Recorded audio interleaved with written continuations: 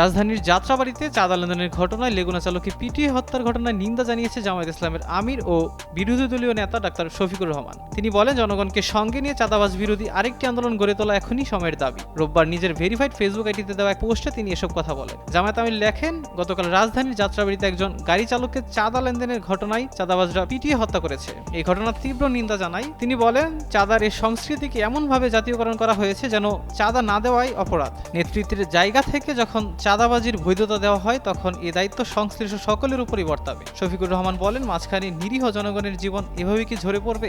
না, আমরা তা মেনে নিতে পারি না, মেনে নেব না। প্রিয় জনগণকে সঙ্গে নিয়ে চাঁদাবাজ বিরোধী আরেকটি আন্দোলন গড়ে তোলা এখনই সময়ের দাবি। তিনি আরও লেখেন, দেশকে যারা ভালোবাসেন তাদের সবার প্রতি আমাদের একই কথা, চাঁদাবাজদের হাত থেকে জীবন ও সম্পদ রক্ষা করতে হলে সম্মিলিতভাবে লড়তে হবে। আমরা লড়ে যাব ইনশাআল্লাহ।